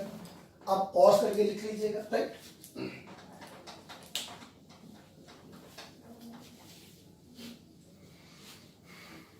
अब मान लीजिए हम लोग बात करें नॉन मेटल ऑक्साइड। फिर कितने बार बोले भैया, हम थक गए बोल बोल के भाई। पॉजिटिव वाला जिस स्टेट में हो उसी स्टेट में बदल दो। नॉन मेटल है तो ऑक्सी एसिड में बदलो, मेटल है तो हाइड्रोक्साइड में बदलो। नॉन मेटल कौन कौन से होते हैं हुजूर? A² BCD बता चुका हूं। थर्ड ए का एक एलिमेंट, फोर्थ ए का एक एलिमेंट, फिफ्थ ए के 2 एलिमेंट, सिक्स्थ ए के 3 एलिमेंट, सेवेंथ के 4 एलिमेंट। यहां पर एक बात और बताई थी कि सिलिकॉन मेटेलॉइड में है, लेकिन इसके ऑक्साइड और हाइड्रोक्साइड प्योरली एसिडिक होते हैं। तो इसको भी आप नॉन मेटल मानकर ऑक्सी एसिड में बदल दीजिएगा, ठीक है। मैं अभी बता चुका हूं। आइए, तो पानी डाला आप लोगों ने और सेम स्टेट का ऑक्सी एसिड बनेगा हुजूर। मैं कुछ ऑक्सी एसिड आपको पढ़ा चुका हूं, जैसे बताओ फास्फोरस के कौन कौन से थे, H3PO3 और H3PO4। सल्फर के बोलो H2SO3 H2SO4। हेलोजन के बोलो HOX HXO2 HXO3 HXO4। आइए कुछ करते हैं, जैसे CO2 हमारे साथ देख सकते हैं, कार्बन नॉन मेटल है, अभी भी मैंने बताया था +4 स्टेट में है, तो +4 स्टेट का ऑक्सी एसिड। कार्बन बेटा एक ही ऑक्सी एसिड बनाता है, कार्बोनिक एसिड, याद होना चाहिए। कार्बन का ऑक्सी एसिड होता है कार्बोनिक एसिड H2CO3। अच्छा बेटा एक आपको ट्रिक बताते हैं, सुनो एक ट्रिक बताते हैं। नॉन मेटल के जो ऑक्साइड होते हैं ना, इनमें अगर तुम वाटर को ऐड कर दो, याद देखो बेटा होना चाहिए याद। और जो कंपटीशन के छात्र होते हैं ना बेटा, वो इतने बार उनका एनकाउंटर होता है इन ऑक्सी एसिडों से कि उनको ये याद हो जाते हैं। फिर भी मान लो तुम नहीं याद कर पा रहे हो तो बहुत है बेकार हो तुम। तो भैया नॉन मेटल के ऑक्साइड में पानी जोड़ दो तो ऑक्सी एसिड का फार्मूला आ जाता है। तो ये देहाती तरीका है। हमारा मानना है कि हमारे कंपटीशन के छात्रों को इतना एनकाउंटर होता है इनके साथ कि उनको ये याद हो जाते हैं, ठीक है। ये हो गया, मान लीजिए मैंने ये दे दिया B2O3, देखिए ओके, ये +3 स्टेट में बताओ, तो +3 स्टेट का ऑक्सी एसिड बोरिक एसिड। मैं नाम आप कुछ नहीं बताऊंगा, नाम बहुत बार बता चुका हूं और पी ब्लॉक पढ़ाऊंगा, दोबारा बताऊंगा। मेरा यहां पर मोटो है हाइड्रोलिसिस को समझाना, ना कि नाम याद करवाना, ठीक है। बोरिक एसिड नाम होता है, +3 स्टेट है, ओके। देखिए बेटा जैसे मैंने दिया, अब आप लोग बताओगे, जस्ट ए मिनट। जैसे बेटा देखिए नाइट्रोजन जो होता है ना, इसके भी 2 ऑक्सी एसिड सबसे पॉपुलर होते हैं। एक बेटा HNO2 पॉपुलर है, नाइट्रस एसिड, और दूसरा HNO3 पॉपुलर है, नाइट्रिक एसिड। +3 स्टेट और +5। अब जल्दी से बताओ, N2O3 का हाइड्रोलिसिस होगा, पॉजिटिव वाला +3 स्टेट में है, नॉन मेटल है, अपने ऑक्सी एसिड में बदलेगा, HNO2 बनेगा कि HNO3? HNO2 बनेगा +3 स्टेट का। यहां पर देखिए +5 स्टेट में है, तो +5 स्टेट का ऑक्सी एसिड बनेगा। बहुत सारे कराने बाकी हैं, जस्ट मिनट। क्योंकि नॉन मेटल के ऑक्साइड में पानी डालने पर वो अपने ऑक्सी एसिड बदलता है, कम से कम 100 बार बोल चुके हैं। इसीलिए नॉन मेटल के ऑक्साइडों को हम लोग बोलते हैं anhydride of oxy acid, anhydride of their oxy acid. For example CO2 is the anhydride of carbonic acid. B2O3 is the anhydride of boric acid. N2O3 is the anhydride of nitrous acid. और N2O5 is the anhydride of nitric acid. Right? ठीक है, और चल रहे हैं, continue कर रहे हैं। अब मान लीजिए मैंने आपको नाइट्रोजन का एक ऑक्साइड दिया, ये दिया, यहां पर स्टेट क्या +4। मैंने कहा हाइड्रोलिसिस करो, पूरी क्लास समझ चुकी है, नॉन मेटल है, अपने ऑक्सी एसिड में बदले। लेकिन हुजूर विडंबना देखो क्या आ गई, अपन को नाइट्रोजन के जो ऑक्सी एसिड मालूम है वो या तो +3 का मालूम है या फिर +5 का मालूम है। क्या +4 स्टेट का कोई ऑक्सी एसिड नहीं? सुन लो, जिस स्टेट का एनहाइड्राइड दिया है, अगर उस स्टेट का कोई ऑक्सी एसिड नहीं होता तो इसका मतलब होता है कि it will be the mixed anhydride. Mixed anhydride का मतलब है इसका जब हाइड्रोलिसिस कराओगे तो आपको सिंगल एसिड नहीं मिलेगा बल्कि एसिडों का मिक्सचर मिलेगा, HNO2 प्लस HNO3। गौर से देखिए हुजूर, इन दोनों की ऑक्सीडेशन नंबर का एवरेज निकालो, 4 आ जाएगा, 3 प्लस 5/2, तो एवरेज कितना आ गया, 4। राइट। तो जिस स्टेट का आपको एनहाइड्राइड दिया है हमें उसी स्टेट का ऑक्सी एसिड बनाना है। अब उस स्टेट का ऑक्सी एसिड होते ही नहीं है, नाइट्रोजन के 2 ही ऑक्सी एसिड होते हैं, नाइट्रस एसिड और नाइट्रिक एसिड, +3 और +5 +4 का होता ही नहीं है। इसका मतलब कि ये मिक्स एनहाइड्राइड है, नाइट्रस एसिड और नाइट्रिक एसिड का। राइट, ये सिंपल एनहाइड्राइड है, ये मिक्स्ड एनहाइड्राइड है। ओके, चलो और बताओ, क्या बता देते हैं, अभी मैं बता चुका हूं शायद ना, फास्फोरस के 2 बता चुका हूं ना, H3PO3 और H3PO4 बता चुका हूं। ठीक है, तो देखिए बताइए भाई, P4O10, चलो +5 स्टेट है, बोलो, तो +5 वाला ऑक्सी एसिड बनेगा H3PO4 phosphoric acid. Okay, P4O6 +3 वाला बनेगा H3PO3, 2 ही होते हैं, फास्फोरस के 2 ही है, जैसे नाइट्रोजन के 2 वैसे फास्फोरस के 2, H3PO3 फास्फोरस एसिड और H3PO4 फास्फोरिक एसिड, ये पेरेंट एसिड होते हैं। तो बेटा होते तो बहुत सारे एसिड हैं फास्फोरस के, पेरेंट एसिड उन्हें कहते हैं जिनसे दूसरे एसिड बनते हैं। तो जब कभी नॉन मेटल ऑक्साइड में वाटर डालते हैं तो वो अपने पेरेंट ऑक्सी एसिड में बदलता है, सेम ऑक्सीडेशन स्टेट में बदलता है। ठीक है, और देखा जाए बेटा, ठीक है, 5th ग्रुप हो गया, चलो 6th ग्रुप में चलते हैं। मैंने बोला इधर देखो डियर, 6th ग्रुप में चलते हैं, चलो ये दे दिया मैंने, SO3 दे दिया, चलो बोलो +6 स्टेट का, मैं बता चुका हूं, सल्फर का +6 स्टेट सल्फ्यूरिक एसिड और सल्फर का +4 state sulphurous acid. Right, okay, चलो चलते हैं हैलोजेंस में चलते हैं। Cl2O दिया मैंने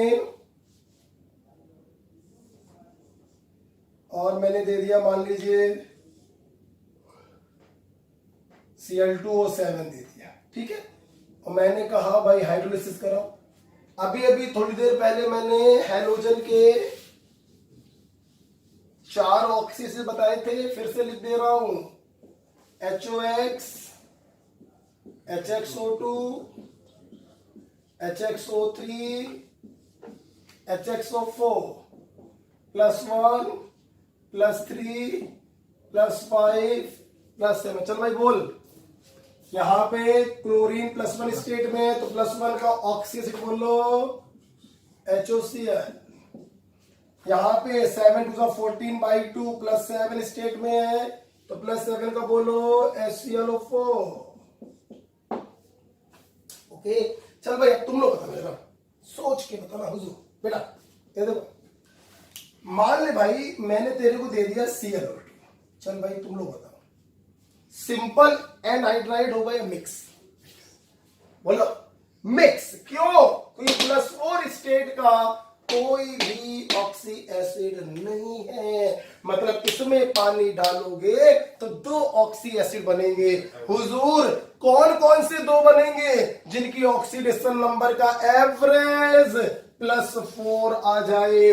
अब बच्चे कहेंगे कि 3 + 1 4/2 2, ये 2 नहीं बन सकते।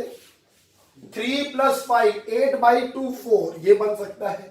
और 1 + 7 8/2, तो या तो ये दोनों बनेंगे या फिर ये दोनों बनेंगे। बेटा इन दोनों का डिफरेंस बहुत ज्यादा है, तो कम डिफरेंस वाला हम लोग को बनाना होता है, इसलिए बनेंगे HClO2। कम डिफरेंस का देखेंगे HClO2 और HClO3 +3 और +5, राइट बेटा। अगर समझ में आया है तो ये कैसा हो गया बताओ, मिक्स्ड एनहाइड्राइड। अगर समझ में आया है तो अगला केस बताओ, अगर समझ में आया बेटा ये बताओ, चलो बताओ क्या बनेगा। क्या +6 स्टेट का कोई हेलोजन का ऑक्सी एसिड होता है? नहीं होता है। इसका मतलब सिंपल है, मिक्स मिक्स। अब सवाल ये है कि किसका किसका मिक्स्ड है, जिनकी ऑक्सीडेशन नंबर का एवरेज +6 आ जाए। तो जरूर समझ गए होंगे, हम लोग पास वाले लेते हैं, दूर वाले नहीं लेंगे। HClO3 और HClO4 आप देख सकते हैं, +5 7 5 12, 12/2 कितना आ गया, 6। ओके,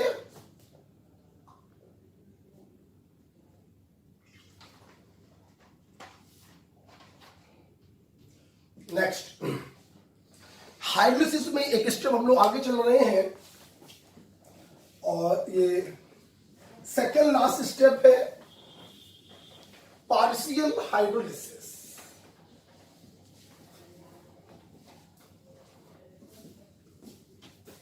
पार्शियल हाइड्रोलिसिस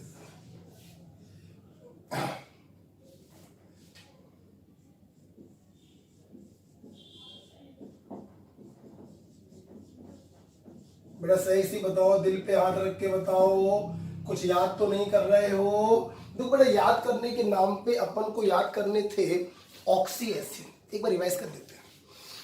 बोरॉन का oxy acid boric acid H3BO3, carbon का कार्बोनिक एसिड H2CO3, सिलिकॉन का सिलिसिक एसिड H4SiO4, नाइट्रोजन के 2 थे HNO2 HNO3, फास्फोरस के 2 थे H3PO3 H3PO4, सल्फर के 2 थे H2SO3 H2SO4, हेलोजन के 4 थे HOX HXO2 HXO3 HXO4।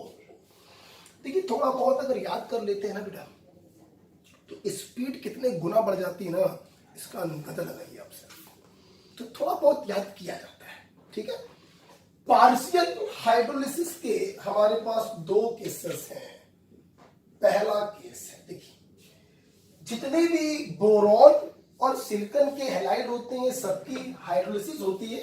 आप देख चुके हैं, शुरुआती मैंने बोरॉन के ट्राइक्लोराइड से की थी, लेकिन जो इनके फ्लोराइड्स हैं जैसे BF3 और SiF, इनका जो हाइड्रोलिसिस होता है बेटा वो पार्शियल हाइड्रोलिसिस होता है। कैसे, देखिए हम लोग जब इनका हाइड्रोलिसिस करवाते हैं, ध्यान से समझिएगा, एक एक करके देखते हैं, एक एक करके देखते हैं, ठीक है। समझ तो गए हो, तरीका आपको मालूम नहीं है बेटा, बताओ। प्लस वाला चूंकि नॉन मेटल है तो अब उसी स्टेट का ऑक्सी एसिड बनेगा H3BO3 और 3HF अलग हो गया। अब देखना होता क्या, अगर ये फिनोमिना हो रहा होता तो ये तो कंप्लीट हाइड्रोलिसिस, यही तो होता है कंप्लीट हाइड्रोलिसिस। तो एक्चुअली में देखिए होता क्या है, BF3 और SiF4 में ये जो HF बनता है ये क्या करता है, BF3 से ट्रीट करता है, रिएक्शन करता है और बना लेगा अपना 3, जोड़ दो सिंपल, फ्लोरोबोरिक एसिड।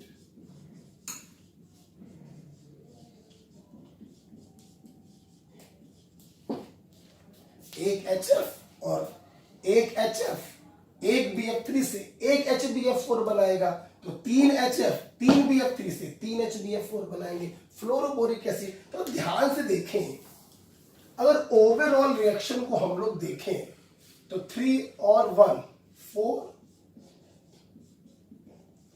बराबर, वाटर कितनी, जैसे कट गया, वाटर कितना है 3, ठीक है। क्या बना H3BO3 और क्या बना फ्लोरोबोरिक एसिड। तो ध्यान से तुम खुद समझो यार, खुद सोचो बेटा, अगर ये कंप्लीट हाइड्रोलिसिस होती तो प्रत्येक बोरॉन बोरिक एसिड में कन्वर्ट होता है। आप खुद देखिए, सिर्फ एक BF3 बोरिक एसिड में बदल रहा है, जबकि 3 BF3 जो है वो फ्लोरोबोरिक एसिड कॉम्प्लेक्स के रूप में अलग हो रहे हैं। आप चाहे इसको ऐसे लिख दो बेटा, या आप इसको ऐसे लिख दो, कॉम्प्लेक्स के रूप में लिख दो, ठीक है। तो आप देखिए, 4 में से सिर्फ एक BF3 की तो हाइड्रोलिसिस हो रही है, इसीलिए इसका नाम पड़ता है पार्शियल हाइड्रोलिसिस, राइट। तो BCl3 BBr3 या BI3 होता तो कंप्लीट हाइड्रोलिसिस होती, रिएक्शन यहां पर स्टॉप हो जाती। लेकिन जब BF3 का केस आता है और SiF4 का केस आता है, तो बना हुआ ये हाइड्राइड हैलाइड से रिएक्शन करके कॉम्प्लेक्स के रूप में अलग हो जाता है, फ्लोरोबोरिक एसिड के रूप में। तो this is the case of partial hydrolysis. 4 BF3 में से सिर्फ एक BF3 की हाइड्रोलिसिस हो रही है, बकाया 3 BF3 कॉम्प्लेक्स के रूप में फ्लोरोबोरिक एसिड के रूप में अलग हो रहे हैं। This is the case of partial hydrolysis. इसका दूसरा एग्जांपल है, पॉज करके लिखिएगा आप लोग। बिल्कुल डिक्टो होता है बेटा, बिल्कुल फोटोकॉपी होता है। SiF4 बिल्कुल फोटोकॉपी है। चल भाई बोलो, अगर कंप्लीट हाइड्रोलिसिस हो रही होती तो सिलिकल +4 स्टेट में है, तो +4 स्टेट का ऑक्सी एसिड बनता सिलिसिक एसिड, और 4 HF अलग हो जाते। बोलो बेटा, ठीक है, कितने 4 बताओ बेटा। अब देखिए क्या हुआ, बिल्कुल BF3 तरीके, ये जो HF बनता है ये SiF4 से कंबाइन कर जाता है। लिखिएगा मत, एक HF एक BF3 से कंबाइन कर रहा था, 2 HF एक SiF4 से करते, जोड़ दीजिए H2 SiF6, 2H 2 4 6, right. 4 HF में, तो यहां पे अगर हम 4 कर दें तो यहां पे 2 हो जाएगा, यहां पे 2 हो जाएगा। अब उम्मीद करते हैं पूरी क्लास समझ गई होगी कि यहां पर देखिए 3SiF4 का हाइड्रोलिसिस हो रहा है, लेकिन 3SiF4 में से सिर्फ एक SiF4 की हाइड्रोलिसिस हो रही है, बकाया 2 SiF4 जो है वो कॉम्प्लेक्स के रूप में अलग हो रहे हैं, फ्लोरोसिलिसिक एसिड।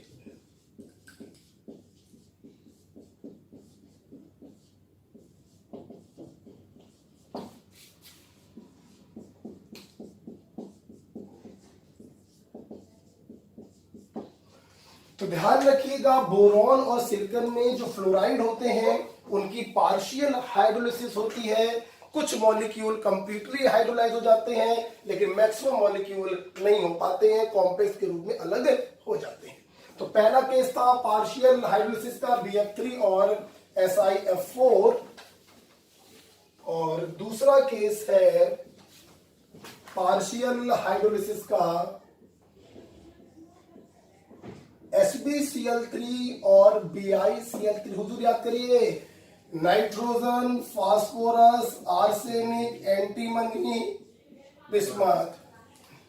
5th ग्रुप की बात चल रही है, इनकी होती है कंप्लीट हाइड्रोलिसिस, बहुत इंपॉर्टेंट, इनकी होती है partial hydrolysis, right dear.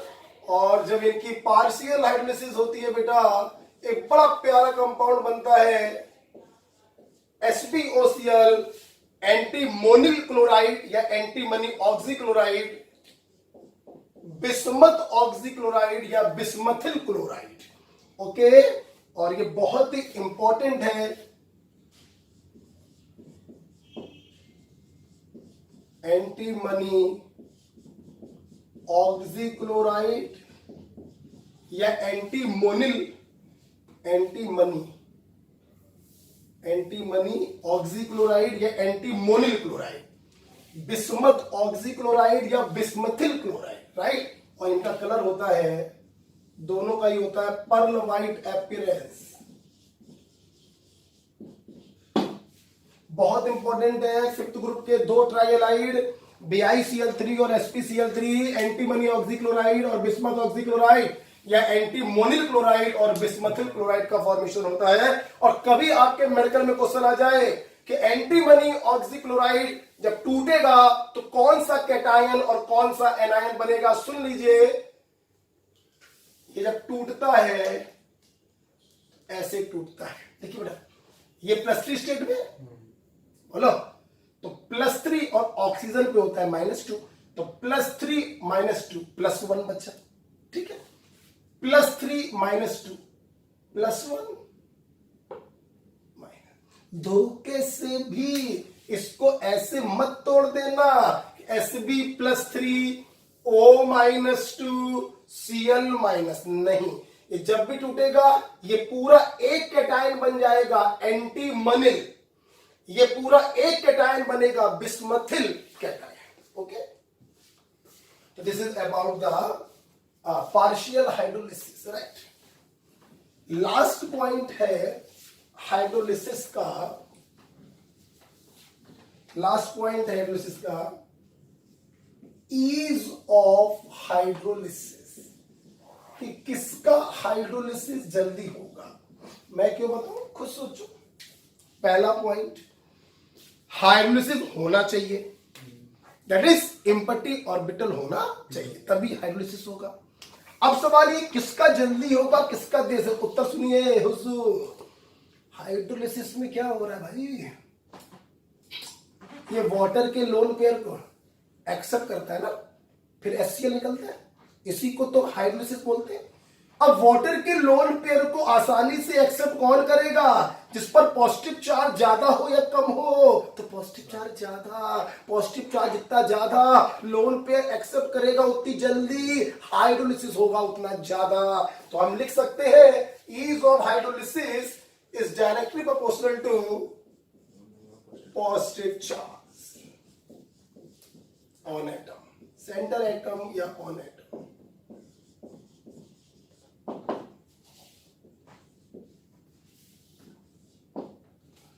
Clear बेटा। फॉर एग्जाम्पल ये आईआईटी सवाल था बेटा,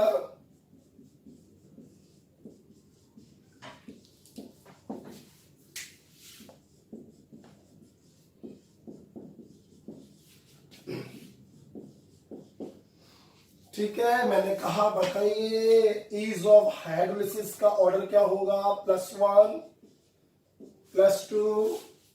अपन को हमेशा प्लस वाले से मतलब होता है हुजूर, जैसे जैसे प्लस चार्ज बढ़ता जाएगा रेट ऑफ हाइड्रोलिसिस या ईज ऑफ हाइड्रोलिसिस भी बढ़ता जाएगा। मैं अपने छात्रों से पूछना चाहूंगा बेटा, इधर देखिए, सब लोग देखेंगे इधर, बताइए इसका अगर हाइड्रोलिसिस होगा तो क्या बनेगा। फास्फोरस नॉन मेटल है, +5 स्टेट के ऑक्सी एसिड बदलेगा H3PO4 और 5 HCl अलग हो जाएंगे, H4SiO4 और 4 HCl अलग हो जाएंगे। Al मेटल है, AlOH का होल थ्राइस और 3 HCl अलग हो जाएंगे, राइट बेटा।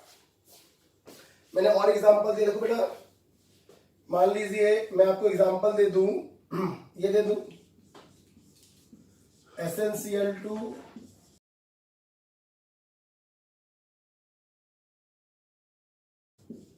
SnCl4, किसका हाइड्रोलिसिस जल्दी होगा, जिस पर पॉजिटिव चार्ज होगा ज्यादा, राइट।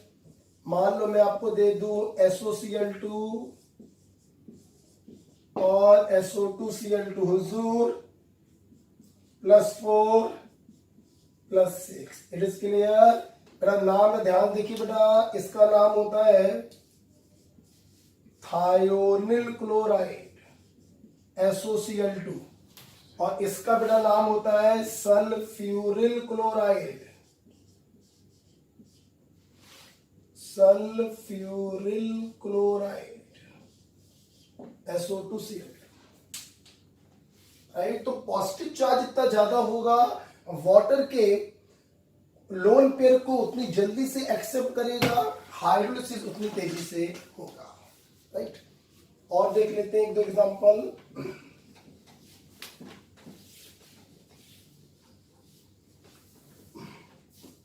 मान लीजिए मैंने एग्जांपल ये दे दिया,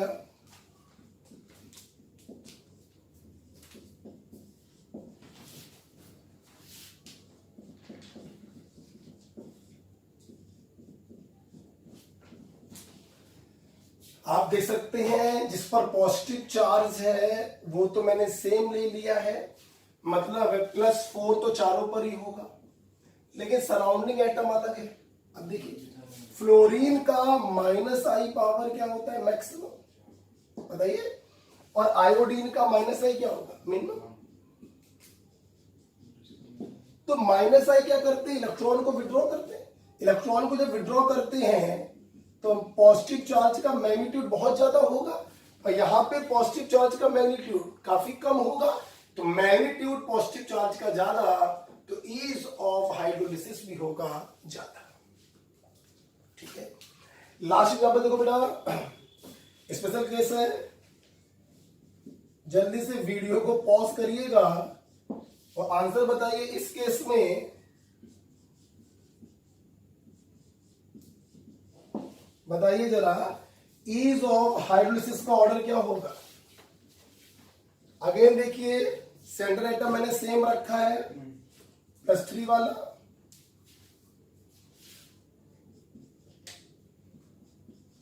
उम्मीद करते हैं फिर से पूरी क्लास बिल्कुल ऊपर वाले की तरह सोच रही होगी, -I पावर ज्यादा है, और आपका आंसर ये आ रहा होगा। तो हुजूर हम कहना चाहेंगे कि दिस इज रॉन्ग। क्या हो गया, ये क्या बदतमीजी हो गई। थोड़ा सा केमिकल बॉन्डिंग अगर आप याद करते तो आपको ये बदतमीजी समझ में आ जाती। ये गलत है बेटा। देखिए बेटा क्या है, आपको अच्छे से मालूम है कि resonating effect is more dominating over inductive effect. यहां पर देखिए क्या हो रहा है, यहां पे हो रही है 2p बैक बॉन्डिंग। ये फ्लोरीन जो है ये अपने लोन पेयर बोरॉन के एम्प्टी ऑर्बिटल में सेंड कर रहा है, और इसे हम लोग कहते हैं p पाई बैक बॉन्डिंग। मेरे छात्रों को मालूम होना चाहिए, देने वाला 2p लेने वाला 2p, तो बैक बॉन्डिंग बहुत जबरदस्त होगा। और बैक बॉन्डिंग इतना जबरदस्त होगा बेटा, प्लस का मैग्नीट्यूड उतना कम हो जाएगा। जैसे जैसे हेलोजन का साइज बढ़ रहा, देने वाले का साइज बढ़ रहा, और देने वाले का साइज अगर बढ़ेगा तो बैक बॉन्डिंग घटेगा, और बैक बॉन्डिंग अगर घटेगा तो पॉजिटिव चार्ज का मैग्नीट्यूड बढ़ेगा, इस रेट ऑफ हाइड्रोलिसिस बढ़ेगा। ओके, अब जो कुछ समझदार छात्र हैं जो बहुत ही अच्छे से लगातार पिछले 6-7-8 महीनों से पढ़ रहे हैं, जिन्होंने केमिकल बॉन्डिंग बहुत अच्छे से पढ़ी है, तो अब उनके मन में आ रहा होगा कि गुरुवर यहां पर भी तो बैक बॉन्डिंग हो रही है। बिल्कुल हो रही है, ये P है और इसके पास है एम्प्टी D। यहां पर जो बैक बॉन्डिंग है वो P पाई D पाई बैक बॉन्डिंग है, लेकिन बेटा ये बैक बॉन्डिंग लेस एफिशिएंट होती है। कैसी होती है, लेस एफिशिएंट, क्योंकि D ऑर्बिटल का एनर्जी बहुत ज्यादा और P ऑर्बिटल का एनर्जी बहुत कम। हाई एनर्जी डिफरेंस के बीच में ओवरलैपिंग बहुत रेयर केस में होती है, बहुत कम होती है। तो यहां पर बैक बॉन्डिंग का कॉन्सेप्ट डोमिनेट नहीं करेगा, इंडक्टिव इफेक्ट यहां पर डोमिनेट करेगा। जबकि यहां पर क्या है, P पाई बैक बॉन्डिंग हो रही है जो डोमिनेटिंग होगी, इसलिए इसका ईज ऑफ हाइड्रोलिसिस सबसे कम और इसका ईज ऑफ हाइड्रोलिसिस सबसे ज्यादा। उम्मीद करते हैं कि आपको ये हाइड्रोलिसिस का कॉन्सेप्ट समझ में आया होगा। देखो बेटा, मैं फिर से आपको बता दूं, कोशिश ये रहेगी, लास्ट ये खत्म हो चुका है, अगली क्लास में मैं 3rd ग्रुप पढ़ाऊंगा। कोशिश देखो बेटा ये रहेगी कि मई लास्ट तक इनऑर्गेनिक पूरा खत्म हो जाए, ऑर्गेनिक पूरा खत्म हो जाए, उसके बाद हम लोग फिजिकल के चैप्टर को देखेंगे। ऑर्गेनिक में हमारे जो सर हैं वो वीडियो डाल रहे हैं, आप उन वीडियो को अच्छे से देखें। मुझसे जितना पॉसिबल है मैं उतना खत्म करने का प्रयास कर रहा हूं, और जो भी पढ़ा रहा हूं आपको अच्छे से समझा के पढ़ा रहा हूं। आखिरी बात बेटा, व्हाट्सएप पे जो मैं टेस्ट सीरीज चला रहा हूं, लगभग 1500-1600 बच्चे इनरोल्ड हो चुके हैं जो अपना बढ़िया सा टेस्ट पेपर दे रहे हैं। अगर आपको टेस्ट पेपर देना है फ्री ऑफ कॉस्ट, पैसे नहीं लग रहे हैं, तो आप ये मेरा व्हाट्सएप नंबर है, इस पर अपना नाम और अपना बैच लिखकर मुझे मैसेज कर दें, मैं आपको टेस्ट सीरीज वाले ग्रुप में ऐड कर लूंगा। 7 टेस्ट हो चुके हैं बेटा, 22 मई को 8वां टेस्ट है। मैं अपने छात्रों से बस एक बात ये बोलना चाह रहा हूं, केमिस्ट्री की प्रिपरेशन आप मेरे टेस्ट के अकॉर्डिंग करते चलिए। मैं 2 टेस्टों के बीच में 8 दिन, 10 दिन या 7 दिन का गैप रखता हूं और 5 या 6 चैप्टर्स होते हैं। उस गैप में उन चैप्टर को अच्छे से तैयार करो और मेरे पेपर को आप ऐसे दो जैसे नीट का पेपर आप देने जा रहे हो। बेटा मैं लास्ट जून तक टेस्ट के माध्यम से पूरा कोर्स खत्म कर दूंगा और 1 जुलाई या फर्स्ट वीक ऑफ जुलाई से 20 जुलाई तक मैं फुल सिलेबस के आपके 5 या 7 फुल सिलेबस टेस्ट लूंगा। मैं जितना अच्छा कर सकता हूं मैं करूंगा, बस आप मेरा साथ दीजिए। तो अपना नाम और अपना बैच मुझे मेरे व्हाट्सएप नंबर पे सेंड कर दो, मैं उसे सेव कर लूंगा। ओके भाई, थैंक यू।